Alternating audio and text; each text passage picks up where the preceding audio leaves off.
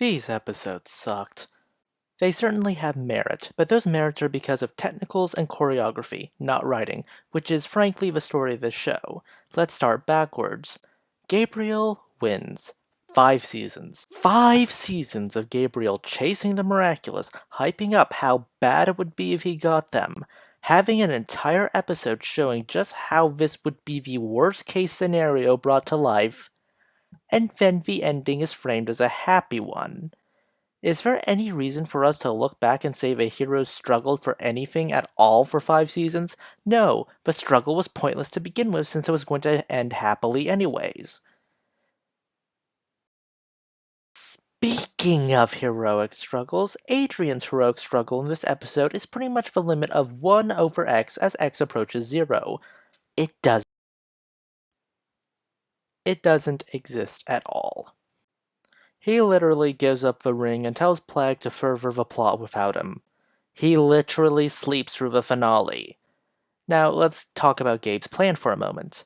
Gabe intends to infect everyone with nightmares, uses apps on the Alliance ring to help people de-stress from their horrific nightmares, and then turns everyone into his minions through the Alliance ring. Oh, and the rings give people the ability to track Ladybug and Cat Noir. Yeah, Gabe has previously created and destroyed things from Ladybug and Cat Noir so he can make these tracking devices. However, the plan goes out the window rather quickly. Marinette happens to be in his house while this was happening. Oh, and since Adrien is sleeping through the plot, Marinette takes up the Cat Miraculous. And the rest devolves into a fight scene between Marinette and Gabe, where Marinette attempts to kill Gabe via cataclysming his heart. I'll give her points for directness. It doesn't work because of the Buffalo Miraculous canceling it out, but it would have worked in any other scenario. You'd expect him to summon an army of literally the whole world to assist him in his crusade against Marinette, but whatever. You need to give the cameos and the classmates something to do. I managed to guess the plot of this episode last week when I wrote the script and then posted it yesterday. Adrien getting locked out of his own family drama once more predicted it. Except I was far more charitable in my predictions, saying that he would be defeated. Instead, he gives up and goes to sleep. That was stupid. Those useless classmates fighting Gabe's minions predicted that as well. Cameos from Lady Dragon and the United Heroes called it. Marinette letting her guard down around Gabe predicted it, and it was dumber than what I imagined. The narrative treating this as a happy ending for the heroes and a tragic one for Gabe called it.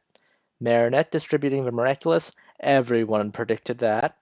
Lila being the new Hawkmoth, please, it's been a fan desire for years.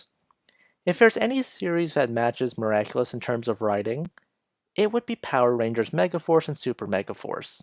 Both series use the Henshin hero formula, and both series suffer from dissonance between what the narrative tells you to feel versus what actually happens on screen.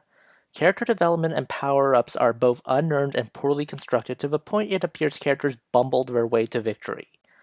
And neither of them can manufacture drama correctly because neither of them understand the concept of setup and not undermining that setup. If Miraculous wishes to be a better series, then it needs to understand the concept of manufacturing proper character drama, plot progression, and power-ups. Don't give me the whole "it's a kid show" bit. The Henshin hero trope has been a thing for decades and has given us a great many shows with better writing, characterization, and general plot progression.